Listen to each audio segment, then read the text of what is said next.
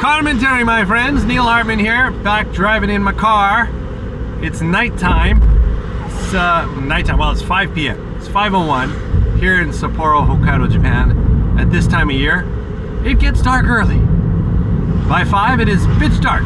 It is nighttime. So, I thought I'd do a little Carmentary. This is the last chance to talk about my little loaner car, the Toyota Porte, which I have been driving around for 1 week now. Just over a week, actually. My car is finally back from the yearly maintenance and insurance and general health check that all cars have to go through. Mine is a commercial vehicle, so it has to be done yearly. And they found some problems with my my brakes, muffler, and air filter. Rust issues. Here in Hokkaido, they put a lot of salt on the roads. A lot of salt on the roads. A lot of salt on the roads. So you drive, the car picks up all that salt, your brakes, discs, all that stuff, it just rusts out. And my high-ace van, I'm on year 4 driving that thing, and it has started to rust out. So they were like, look, we got to do the brakes because that's dangerous. So I got an extra, or I have $1,000 bill waiting for me to pay.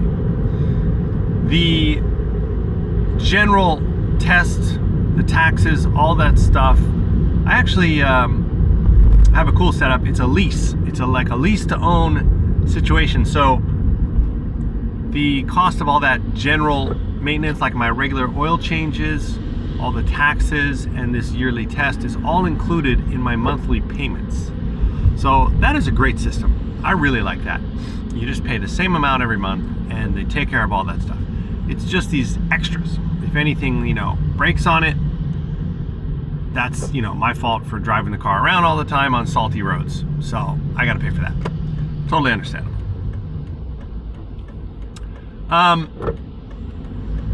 Two things. Let's do a little car review here. Let's talk about this Porte that I've been driving around by Toyota. Little front wheel drive vehicle. Great for town use, I am sure. This thing, it's pretty peppy. It's got some power. Here we can, oh, did you feel that?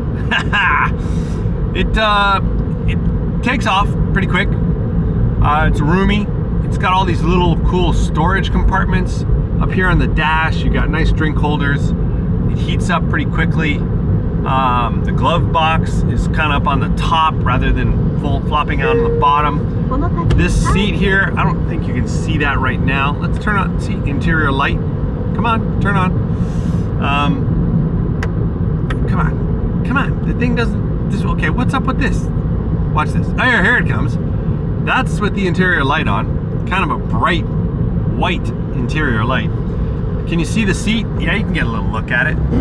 The seat folds down kind of nice and flat, like my old Wake used to do. So you have like a little bit of a table space here if you want to. You could like pull out your stove and do a little cooking. You could live in this thing probably for a little while. So all in all, I like it. The side door, there's only one door on the passenger side.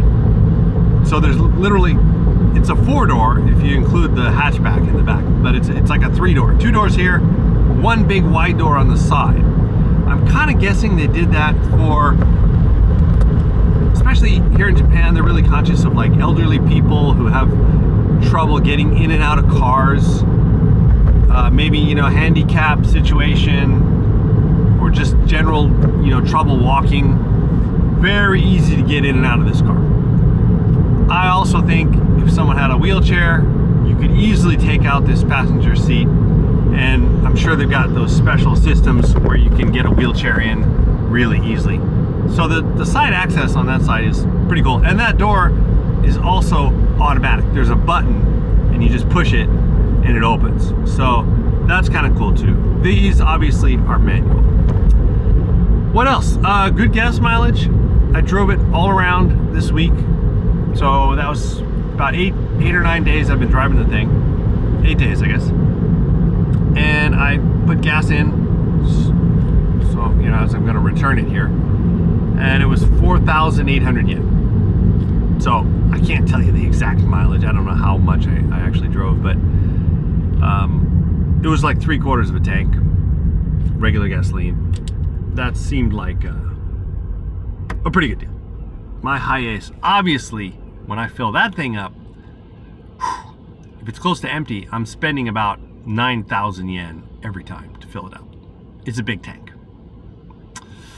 So yeah, that's my call on the Porte. But for mountain use, driving in the snow, on the ice, the front wheel drive only is a bitch. You don't want that. It sucks. Slushy snow, like we had today in front of my house, a little ice underneath, like you have to be super gentle on the axle when you take off. Like start off real slow. But the engine's got quite a bit of little torque, so if you give it just a little bit too much, it just starts spinning. Like it can't pull its own weight. You know what I'm saying? That's where the four-wheel drive comes in handy.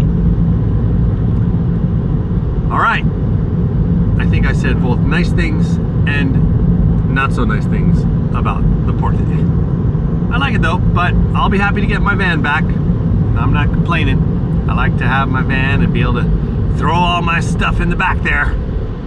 My big cargo ship that I drive around all the time. Kind of gotten used to it. Hey, might as well mention it to you. I'm actually thinking of, well, I'm not thinking. I pulled the plug and I told my car dealer I want to get this new truck that's coming out. Don't tell anyone. In March, Mitsubishi, the car brand Mitsubishi, is coming out with a truck, the Triton. The Triton Mitsubishi truck is making a return to the Japanese automobile landscape. Ooh. They used to sell it here. Apparently it's made in Thailand. They have a factory over there that's been pumping out these Tritons and probably selling them to all the terrorist groups around the world who need trucks to mount their big guns on. And I think it's been successful over there. So they've got the vehicle. And for some reason, there's sort of this movement, like the Toyota Surf is seeing a revival here. The Hilux Surf, as they call it here. One of my neighbors bought it. Cool looking truck. The new version, pretty badass.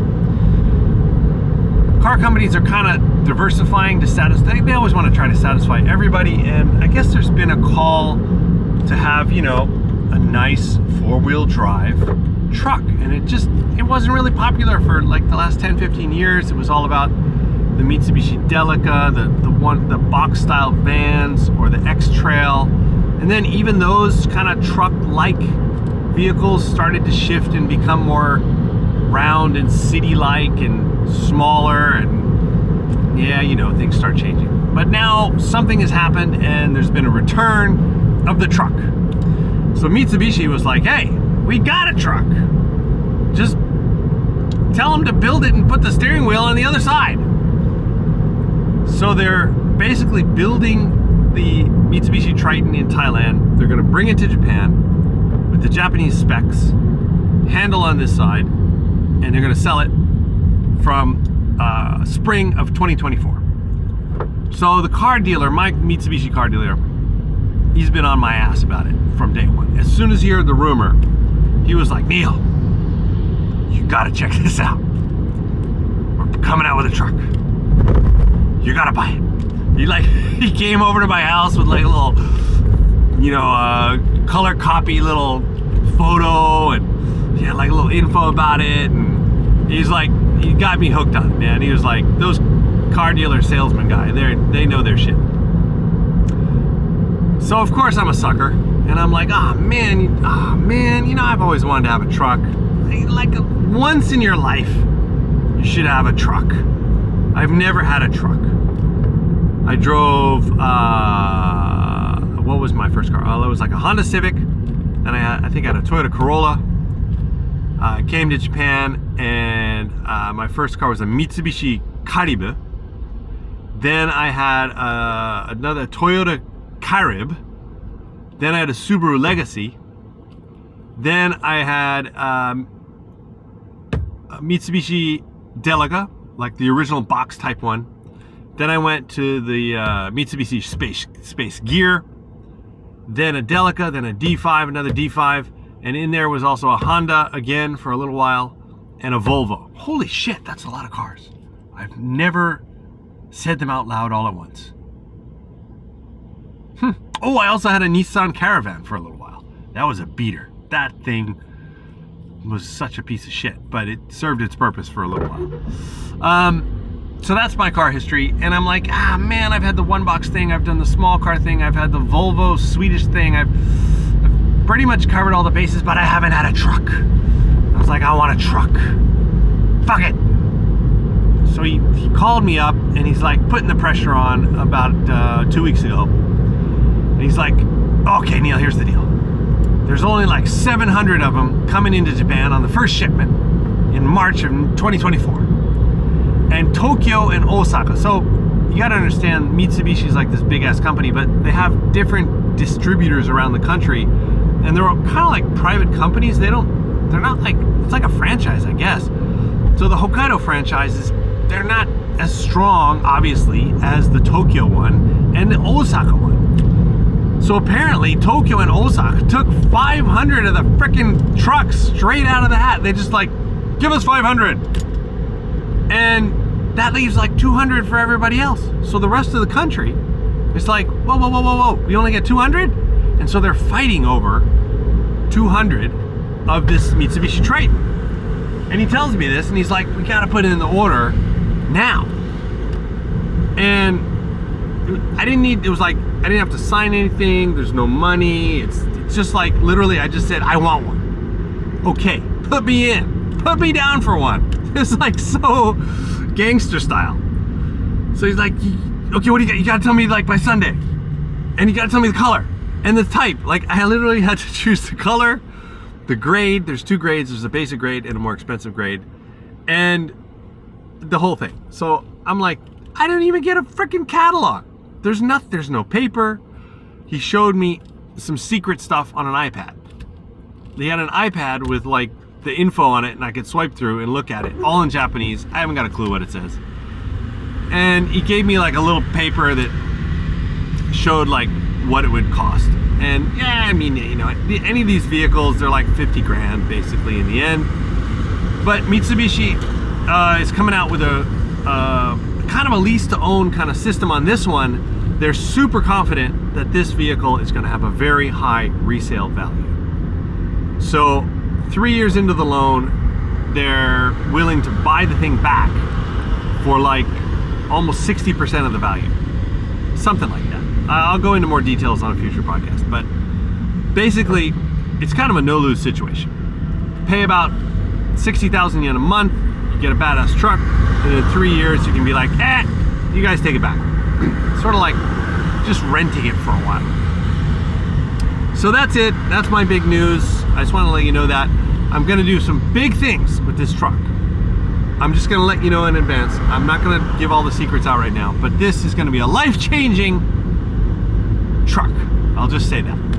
All right, I'm going to have to wrap up Carmentary. I babbled too long. I've arrived at my car dealership, and I'm going to pick up my Hiace, and if I got anything else to say, I'll restart the Carmentary in my car. Yeah, it's gonna be good to be back. The old Hiace. Oh, sorry, folks. All right, someone's trying to pull out. I'm trying to pull in. A little tight squeeze here. Thanks for listening, and hey, everybody, drive safe, okay? Have a good one.